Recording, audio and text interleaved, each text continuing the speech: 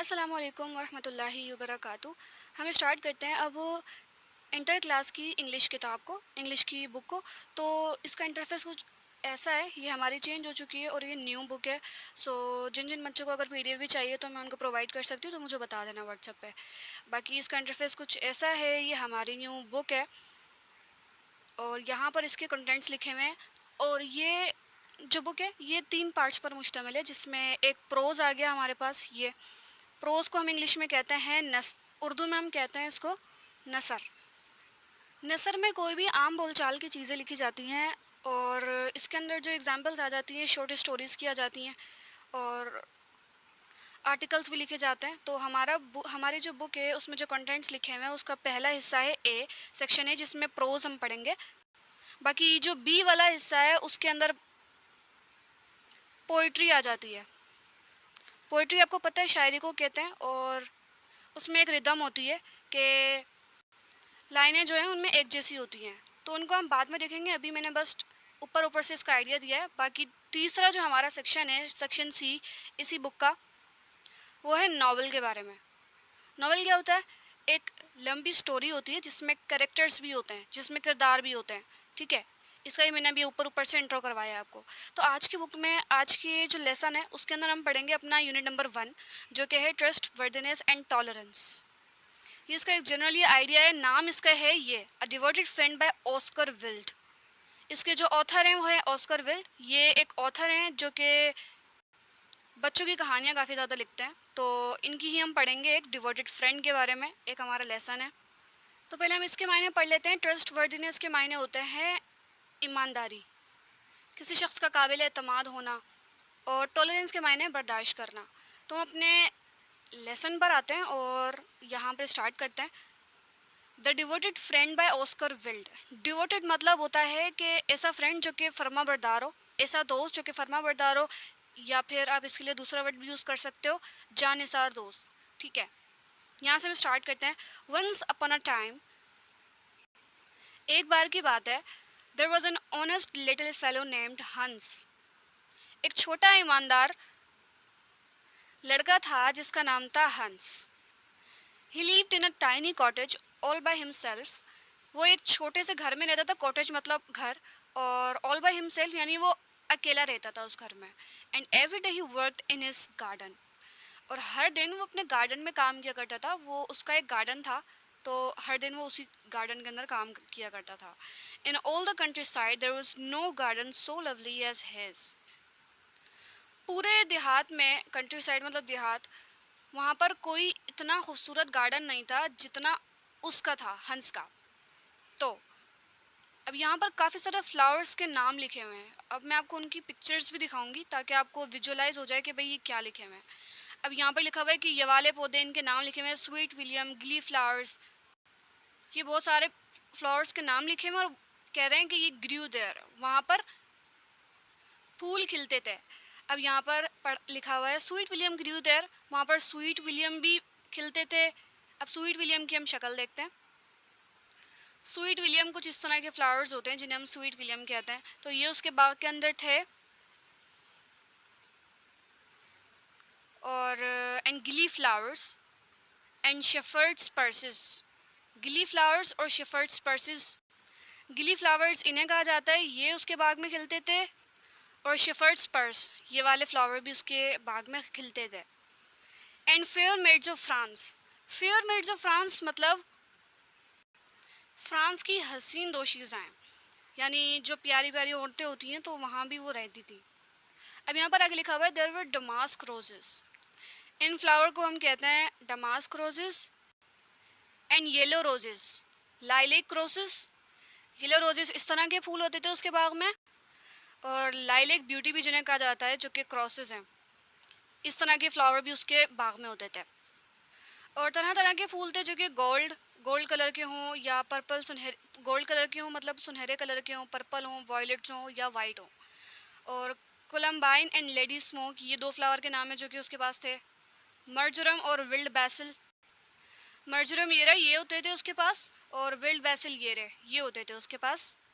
और कोलम्बाइन और lady smoke के फ्लावर ये रहे। और एक और नाम लिखे हुए यहाँ पर, कॉस्लिप और फ्लावर डिल्यूस। ये रहे वो दो फ्लावर। डैफोडिल काफ़ी अच्छा फ्लावर है, ये होता था, और क्लव पिंक ब्लूम्ड होता था।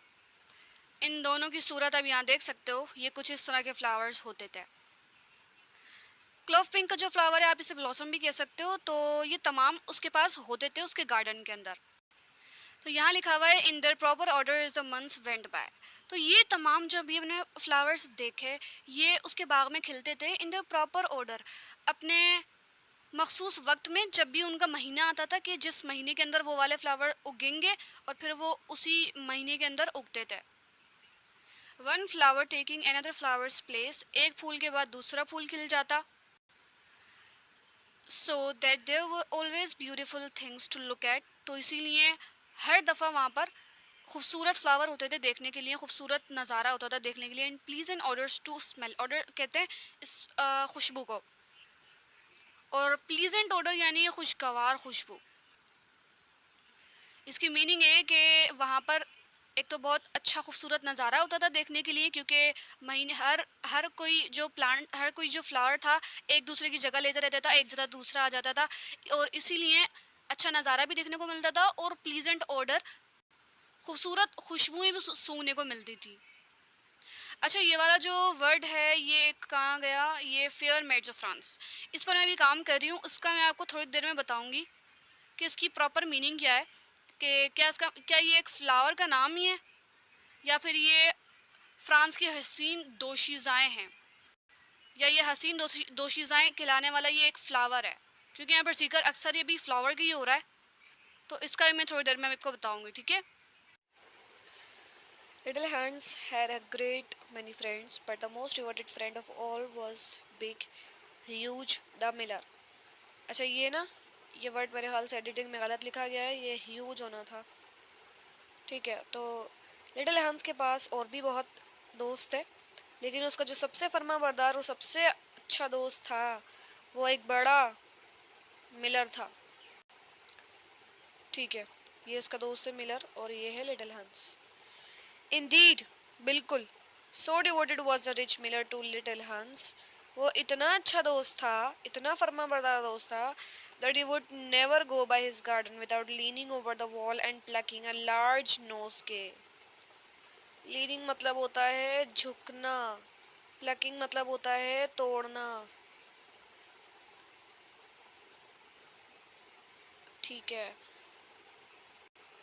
अच्छा, लिटिल हंस का जो मिलर है उसका दोस्त है, वो इतना अच्छा उसका दोस्त था कि वो उसके बाग में झुक कर गुलदस्ता तोड़ना या फूल तोड़े बगैर, झुककर फूल तोड़े बगैर कभी भी नहीं गुजरता। जब भी जाता वो कोई ना कोई फूल तोड़ कर ले आता, मतलब वो इतना अच्छा दोस्त था।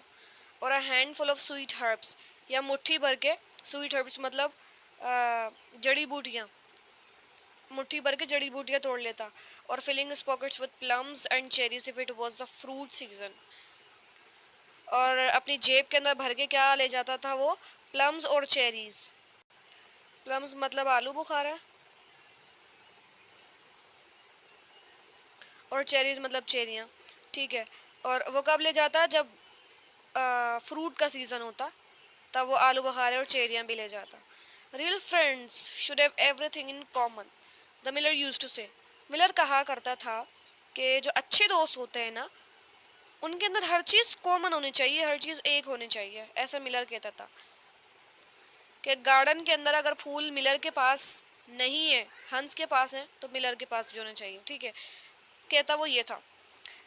एंड लिटिल हंस नोडेड एंड स्माइल्ड, और लिटिल हंस क्या करता, नोडेड मतलब हाँ में सर हिलाना। ठीक है, अब बस लिख लेना, हाँ में सर हिलाना नोडेड कहलाता है। तो लिटिल हंस इसकी बातें सुनकर, जो अच्छी प्यारी प्यारी बातें कहता था मिलर, उसकी बातें सुनकर हाँ में सर हिला देता और मुस्कुरा देता। And felt very proud of having a friend with such noble ideas, और बहुत फ़ख्र महसूस करता अपने ऊपर के उसके पास ऐसा दोस्त है इतने अजीम ख्यालात रखने वाला। समटाइम्स, कभी कभार, indeed the neighbors thought it strange that the rich miller never gave little Hans anything in return. कभी कभार पड़ोसी भी सोचते कि ये अजीब है, कि कितना अजीब है कि जो रिच मिलर है, जो अमीर है, अमीर मिलर, वो कभी भी छोटे हंस को कुछ भी नहीं देता रिटर्न के अंदर। यानी वो उससे चीजें तो ले लेता है लेकिन उसको वापस में कुछ भी नहीं देता है। तो he had 100 sacks of flour stored away in his mill and such milch cows मतलब दूध देने वाली गाय, ठीक है। Large flock of woolly sheep मतलब, अच्छा ये मैंने पढ़ा नहीं। Milch cows and a large flock of woolly sheep, ये बता रहे हैं कि मिलर के पास क्या क्या चीजें थी। सेक्स ऑफ फ्लोर मतलब 100 शेक्स ऑफ फ्लोर मतलब 100 बोरियां थी उसके पास आटे की, किसमें, उसकी मिल में, चक्की में। और उसके पास रेवड़ था, ऊन देने वाली, वो भेड़ जो होती है ना उनका।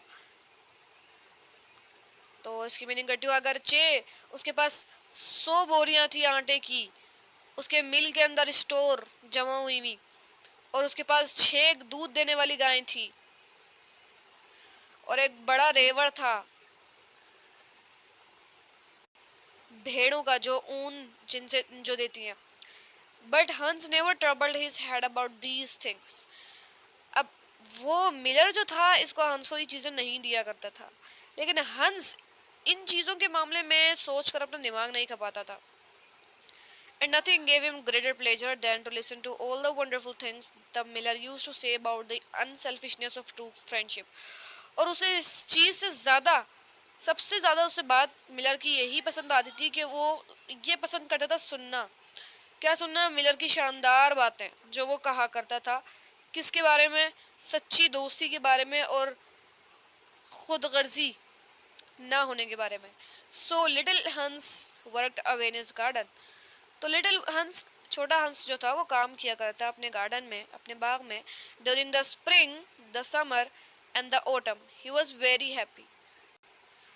स्प्रिंग खिजा, समर मतलब गर्मी, ऑटम मतलब बाहर। कि जब ये वाले मौसम आते हैं, खिजा का मौसम आता, खिजा का मौसम आता, गर्मी का मौसम आता और बाहर का मौसम आता, तो वो बहुत खुश होता, छोटा हंस बहुत खुश होता। But when the winter came, जब सर्दियां आ जाती, कहाँ, जब सर्दियां आ जाती, and he had no fruit और flowers to bring to the market, और उसके पास कोई फल नहीं बचता, ना कोई फ्लावर बचता, ना कोई फूल बचता कि उसे वो मार्केट के अंदर बाजार में जाके बेच आए। ही suffered a good deal from cold and hunger, उसे सर्दी का और भूख का बहुत बुरी तरीके से सामना करना पड़ता। सफर्ड मतलब सामना करना, फेस करना किसी चीज़ को, एंड ऑफ बर्दाश्त करना, या and often had to go to bed without any supper but a few dried pears और some hard nuts, और अक्सर वो बिस्तर पर बगैर खाए सो जाता, सिवाय, अभी मैंने ना वीडियो, मैंने अभी इसकी मीनिंग बताई और ना मैंने देखा अभी वीडियो की रिकॉर्डिंग नहीं चल रही थी। अब तो मुझे नहीं पता कि मैंने वीडियो कहाँ रोकी है, मैं कर देती हूँ यहाँ से।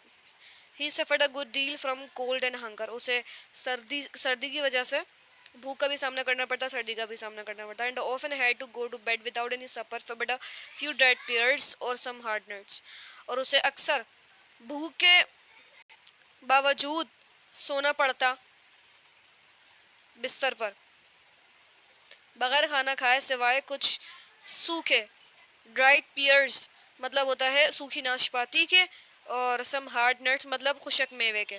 इन द विंटर, सर्दियों में, also he was extremely lonely as the miller never came to see him then, वो काफ़ी अकेला भी हो जाता क्योंकि मिलर सर्दियों के दिन में, खास सर्दियों के दिन में उससे मिलने नहीं आता था। There is no good in my going to see little Hans as long as the snow last. As long as का मतलब होता है जब तक। ये कोई बुरी बात नहीं है, सॉरी, इसमें कोई अच्छी बात नहीं है कि अगर मैं लिटिल हंस को देखने जाऊं जब तक सर्दियां खत्म ना हो जाए। The miller use to say to his wife, miller ये कहा करता था अपनी बीवी को, for when people are in trouble they should be left alone, जब लोग अकेले हों तो उन्हें मुश्किल में छोड़ देना चाहिए अकेला। And not be bothered by visitors, bothered मतलब होता है तंग करना। And not be bothered by visitors, और उन्हें तंग ना किया जाए मेहमान बनकर। मतलब ये बेहतर है कि उन्हें अकेला छोड़ दिया जाए लोगों को मुसीबत में, बजाय इसके कि उनके घर पर मेहमान बन के जाया जाए। तो ऐसा मिलर का कहना था। वो सर्दियों के अंदर उसकी खबरगिरी नहीं करने आता था, और क्यों नहीं आता था उसके ये ख्यालात होते थे। चलो आगे चलते हैं। आगे वाला पेज है, that at least is my idea about friendship. कम से कम दोस्ती के बारे में मेरा यही ख्याल है। And I am sure I am right, और मुझे यकीन है कि मैं सही हूँ। So I shall wait till the spring comes, और मुझे यकीन है उसके बाद है, अभी कह रहा है कि मैं स्प्रिंग आने तक का वेट करूँगा। मौसम होते हैं ना 4, सर्दी गर्मी बहार ख़ज़ां, तो बाहर जो होता है उसके अंदर फूल खिलते हैं। अभी कह रहा है कि मैं इसीलिए वेट करूँगा कि जब बाहर आ जाए यानी स्प्रिंग का मौसम आ जाए। And then I shell pay him a visit, फिर इससे मिलने जाऊँगा मैं। And he will be able to give me a large basket of primroses and that will make him so happy. अच्छा, primroses एक फ्लावर्स की टाइप है, ठीक है। अब ये कह रहा है कि he will be able to give me a large basket. अब वो मुझे क्या करेगा, जब मिलर उसके पास जाएगा स्प्रिंग आने पर, तो वो ये एक्सपेक्ट कर रहा है कि उसका दोस्त, जो पतला वाला उसका दोस्त है ना, वो उसको देगा primroses की लार्ज बास्केट भर के, उसमें लार्ज बास्केट में उसको देगा, और उससे ये बहुत खुश हो जाएगा। ये मोटा, ये आप देख सकते हो primroses की पिक्चर, ठीक है। चलो आगे बढ़ते हैं। अब ये ना उसकी वाइफ के लिए, you are certainly very thoughtful about others, answer the wife. उसकी वाइफ जवाब में कहती है कि आप वाकई दूसरों के बारे में बहुत ख्याल रखने वाले हैं। और वो ये क्या करते हुए कहती है, अब ये लिखा हुआ है, as she sat in her comfortable arm chair by the big pinewood fire. वो ये जब कहती है जब वो बड़ी जो पाइन की लकड़ी होती है उसकी आग के पास अपनी आरामदायक कुर्सी पर बैठी थी। अच्छा, बिग पाइनवुड क्या है? पाइनवुड एक तरह की लकड़ी होती है, और ये जो उसकी बीवी है ना, ये बैठी हुई है कंफर्टेबली, आराम से बैठी हुई है आर्म चेयर पर। पहले तो मैं आर्म चेयर दिखाऊँ, यानी जिस चेयर पर वो बैठी हुई है, दिस, उस पर ये आराम से बैठी होती है। पाइनवुड का मैं बता देती हूँ, पाइन क्या होता है, एक लकड़ी होती है एक तरह की, और उससे आग जलाई जाती है, और वो आग जलाकर अपने सामने बैठी हुई थी कुर्सी पर। तो वो बैठते हुए इस तरह कहती है, वेरी थॉटफुल इंडीड। अब ये ना उससे सलाह रही है कि भाई तुम बहुत सोचने वाले हो, तुम बहुत ख्याल करने वाले हो, ठीक है। It is quite a treat to hear you talk about friendship. ये खुशी की बात है तुम्हें सुनना और बातें करना फ्रेंडशिप के बारे में, दोस्ती के बारे में तुम्हें सुनना, ये खुशी की बात है। I am sure the clergyman himself could not say such beautiful things as you do.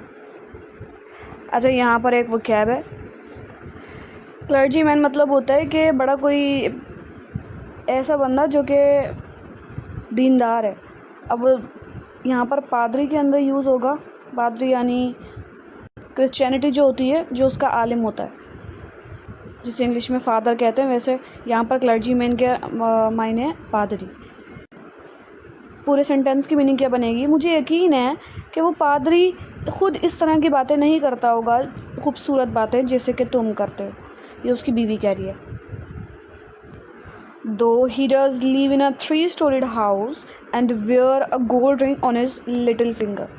अगरचे वो एक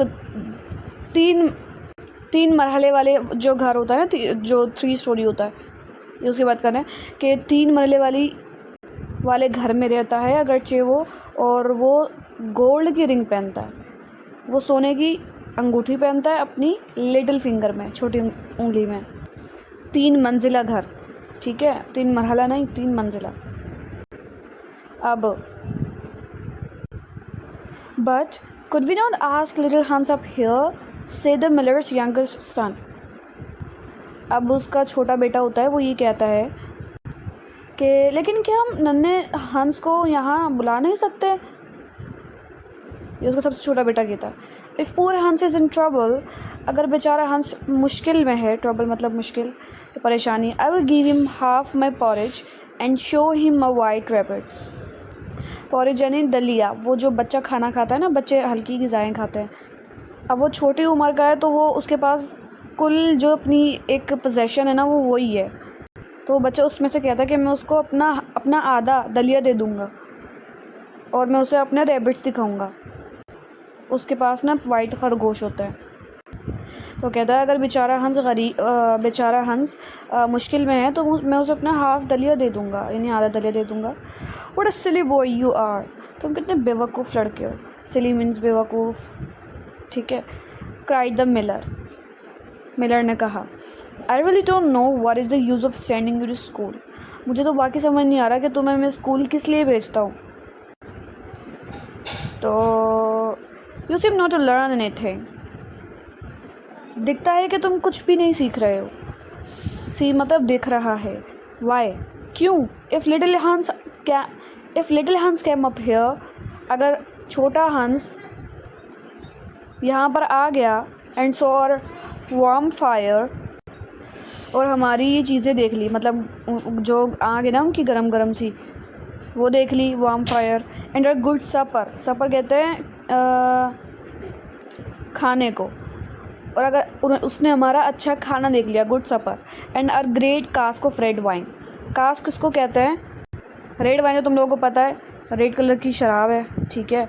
और कास्क कहते हैं बच्चों बड़े बर्तन को, और ये ना एक लकड़ी का ड्रम सा है, इसके अंदर शराब को स्टोर करके रखते हैं, रेड वाइन को, तो ये उसको कह रहा है कि कास्क ऑफ रेड वाइन। तो अगर वो आया, उसने हमारा अच्छा खाना देख लिया, हमारा जो कास्क के रेड वाइन का उसने वो देख लिया, ही माइट गेट एनवियस मतलब हसद, वो हसद में मुब्तला हो सकता है। And envy is a most terrible thing, और हसद एक बहुत बुरी चीज़ है। And would spoil anybody's nature, और किसी की भी फितरत को बिगाड़ सकती है। स्पॉइल मतलब बिगाड़ना। आई सर्टनली विल नॉट अलाउ हंस नेचर टू बी स्पॉइल्ड, और मैं यकीनन ये नहीं चाहूँगा कि हंस जो मेरा दोस्त है उसकी नेचर ख़राब हो जाए, यानी उसकी फितरत ख़राब हो जाए।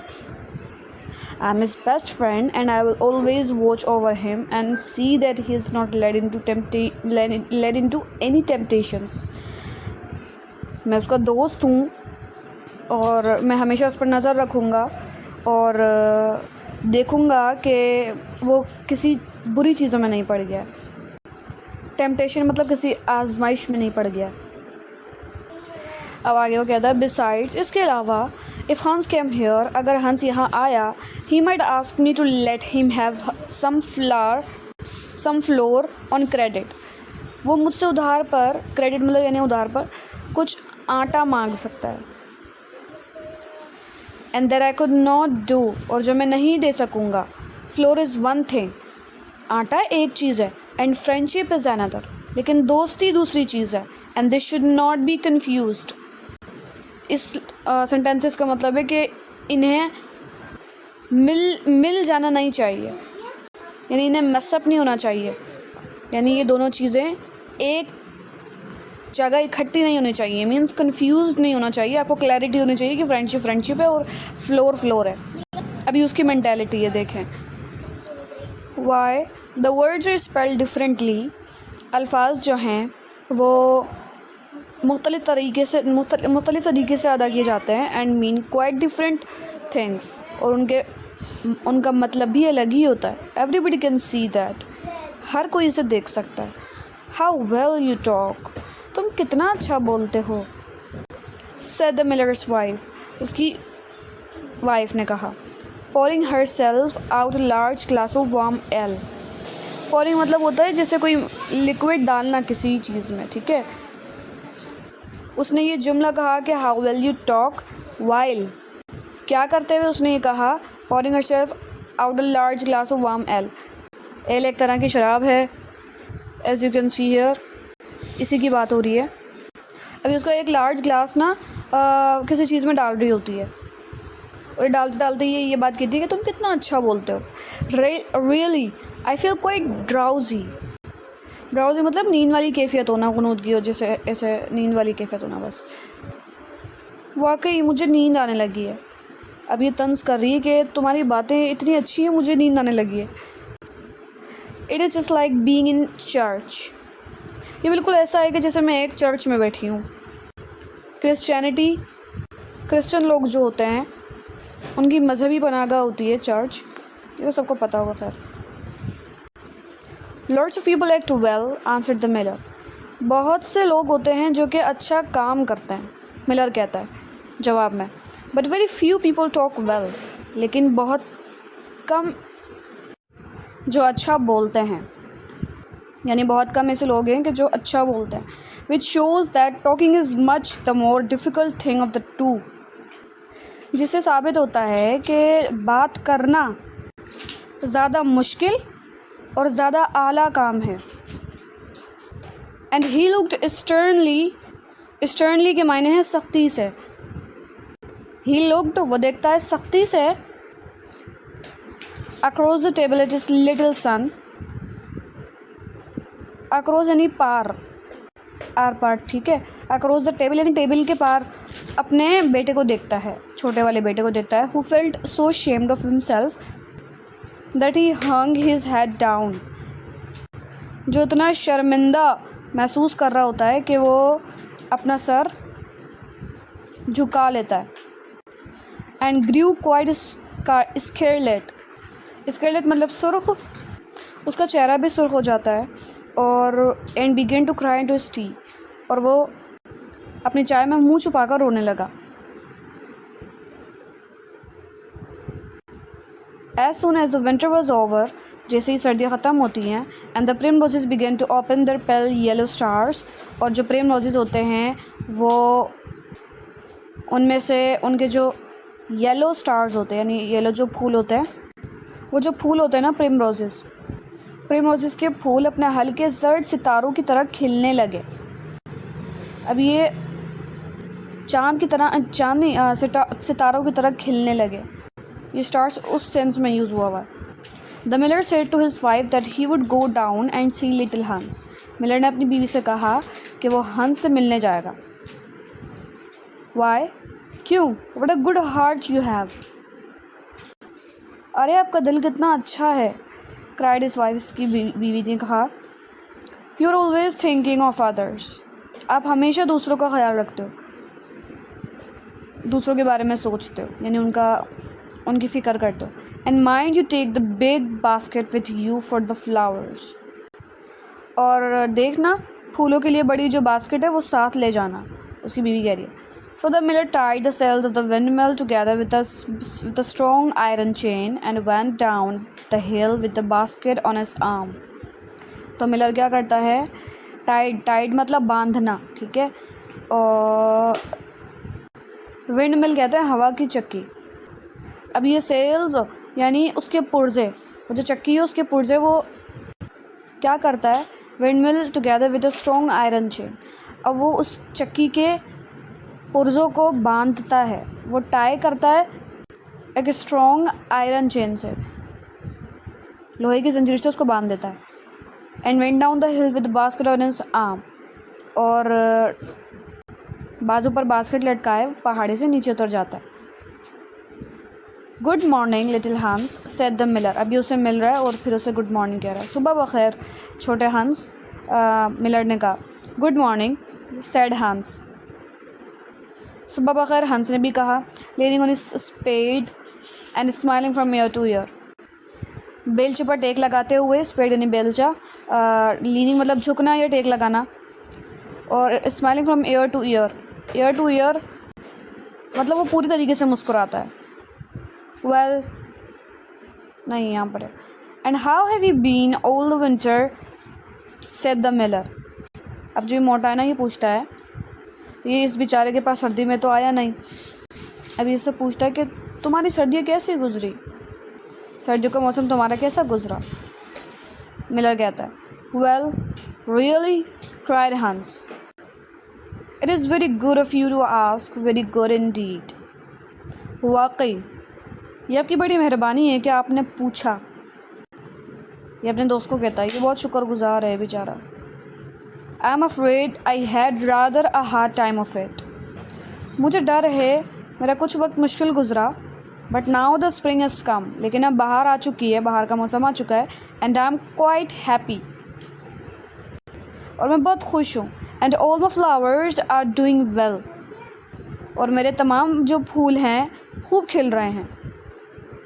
We often talked of you during the winter, Hans, said the miller, and wondered how you were getting on.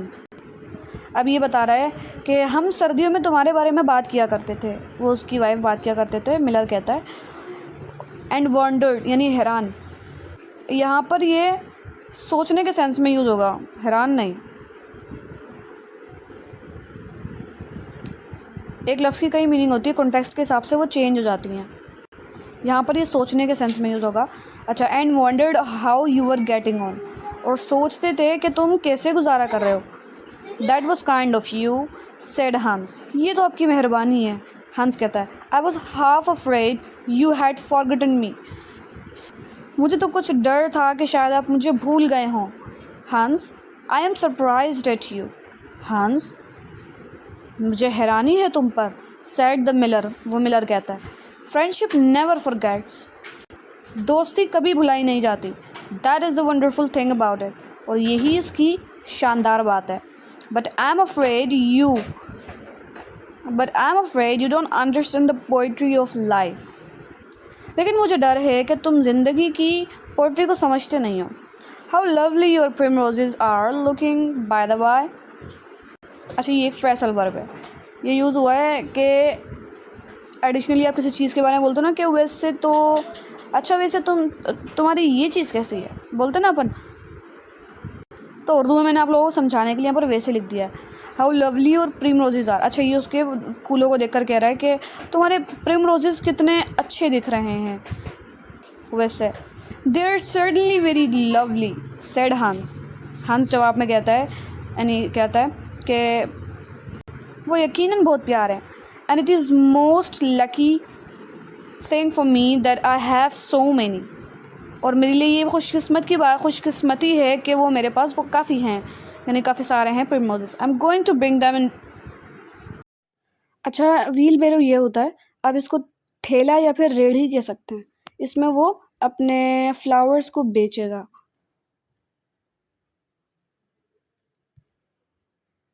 यानी इस काम में इस्तेमाल होता है।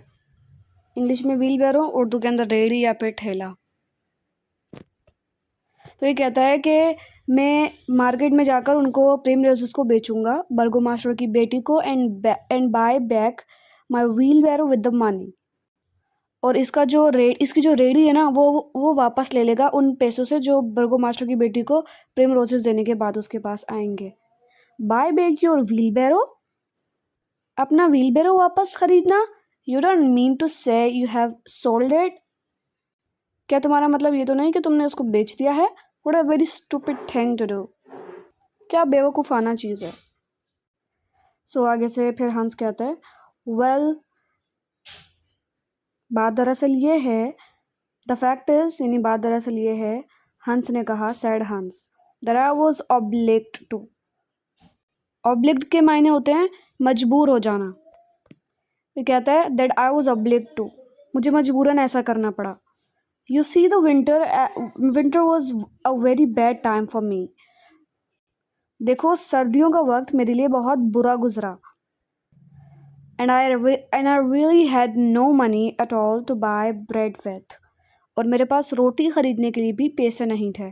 सो I first sold the silver buttons of my Sunday coat, and then I sold my silver chain. तो पहले तो उसने अपनी पहले सिल्वर बटन बेचे उसके कोट के, जो कि संडे कोट था, ठीक है। And then I sold my silver chain, और फिर उसने अपनी सिल्वर की यानी चांदी की चेन बेच दी। And then I sold my big pipe, और उसने अपना बड़ा पाइप भी बेच दिया। And at last I sold my wheelbarrow, और आखिर में मैंने अपनी रेड़ी भी बेच दी। But I am going to buy them all back again now, लेकिन अब मैं उन सबको वापस ख़रीदने वाला हूँ दोबारा। हंस सेड द मिलर कहता है कि Hans, I will give you my wheelbarrow, मैं तुम्हें अपनी रेड़ी दे दूँगा। It is not in very good repair. Indeed, one side is gone and there is something wrong with the wheel spokes. ये अच्छी हालत में नहीं है. Indeed मतलब यकीनन.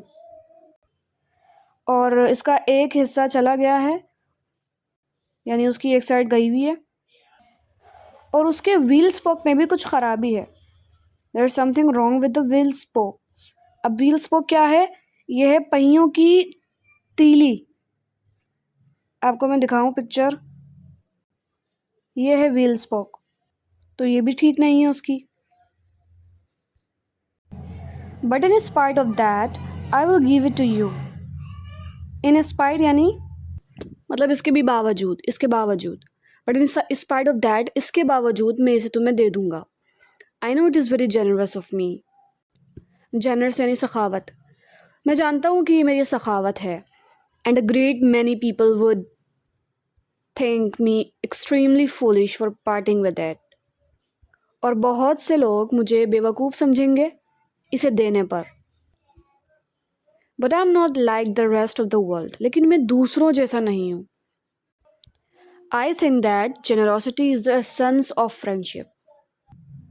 एसेंस होता है किसी चीज़ का जौहर, किसी भी चीज़ का एक की किसी भी चीज़ की. फ्रेंडशिप की आबे हयात उस चीज़ का. जेनरोसिटी मीन सखावत. I think that generosity is the essence of friendship. मेरे ख्याल में सखावत ही दोस्ती की असल रूह है. एंड बिसाइड्स मतलब इसके अलावा, I have got a new wheelbarrow for myself. और मेरे पास वैसे भी अपने लिए एक नई रेडी मौजूद है. Yes, you must set your mind at ease. I will give you my wheelbarrow. तुम बिल्कुल भी फिक्र ना करो, मैं तुम्हें अपना व्हील बैरो दे दूंगा. अच्छा, ये दिमाग में रहे कि अभी तक उसने दिया नहीं है, वो सिर्फ बातें ही कर रहा है, जैसे वो पहले करता हुआ आया है. Well really that is generous of you, said little हंस. अब लिटिल हंस कहता है, क्या वाकई? ये तो आपकी सखावत है. And his funny round face glowed all over with pleasure. और उसका गोलमटोल चेहरा खुशी से चमकने लगा. ग्लोड मतलब चमकना, ठीक है, और प्लेजर यानी खुशी से. I can easily put it in repair as I have a plank of wood in the house. Plank यानी तख्ता. मैं इसे आसानी से रिपेयर में दे सकता हूँ, और क्योंकि मेरे पास घर में लकड़ी का तख्ता है. अब उसने प्लांक ऑफ वुड का नाम सुना ना. अब प्लांक ऑफ वुड, लकड़ी का तख्ता. सॉरी, मैंने फूड बोल दिया. A plank of wood, said the miller. Miller कहता है, वाई? क्यों? That is just what I want for the roof of my barn. अरे यही तो है जो मुझे अपने गोदाम की छत के लिए चाहिए. रूफ मतलब छत, बार्न मतलब गोदाम. वो भरा हुआ बैठा था बस कि वो आगे से कुछ बोले और वो फिर मांग ले. अब वो मजीद कहता है, there is a very large hole in it. उसमें ना एक बहुत बड़ा सुराख है गोदाम की छत में. And the corn will get damp if I don't stop it up. Damp मतलब गीला हो जाना. कॉर्न यानी मकई. अब उसके गोदाम में उसकी मकई रखी हुई है, तो वो कहता है कि उसमें बड़ा सा सुराख हुआ है, और अगर इस सुराख को मैंने बंद ना किया तो जो मकई है वो तमाम गीली हो जाएगी. How lucky you mention that. ये तो बड़ी खुशकिस्मती की बात है. It is quite remarkable how one good action always breeds another. Breeds मतलब जन्म देना. ये कितना अच्छा है कि ये कितना हैरत अंगेज़. रिमार्केबल मतलब हैरत अंगेज़. ये कितना हैरत अंगेज़ है कि एक अच्छा काम दूसरे अच्छे काम को जन्म देता है. I have given you my wheelbarrow. मैंने तुम्हें अपना व्हील बैरो दे दिया है. अच्छा, अभी तक दिया नहीं है, वो ऐसी ही बातों बातों में कह रहा है कि मतलब तुम समझ लो मैंने दे दिया है. And now you are going to give me your plank. अब तुम मुझे अपने लकड़ी का तख्ता देने वाले हो, यानी दे रहे हो. Of course, the wheelbarrow is worth far more than the plank, but true friendship never notices things like that. यकीनन रेडी की जो कीमत है वो तख्ते से कहीं ज़्यादा है. अच्छा, वो रेडी एक तो ख़राब है, उसने उसको दी भी नहीं, वो फिर भी उसके लिए गा रहा है कि रेडी की जो कीमत है तख्ते से ज़्यादा है. लेकिन जो सच्ची दोस्ती होती है वो इस तरह की बातों को नज़रअंदाज कर देती है, इन बातों को वो नोटिस में नहीं लेती है। Pray get it at once and I will set to work at my barn this very day. मेहरबानी करो इसे आज ही ले आओ ताकि मैं अपनी जो छत है उस पर जो काम करना है वो आज ही शुरू कर दूँ। छत की मरम्मत करेगा ना वो उस प्लांक से। Certainly, ज़रूर, cried the little Hans. Little हंस ने कहा and he ran into the shed and dragged the plank out. अब वो बेचारा कितना बेवकूफ़ है, जैसे ही उसने उसे पट्टियाँ पढ़ाई वो गया अपने शेड में, शेड कहते हैं झोपड़ा, और ड्रैग्ड यानी घसीटना। वो गया अपने झोपड़े में और घसीट कर लाया अपना प्लांक।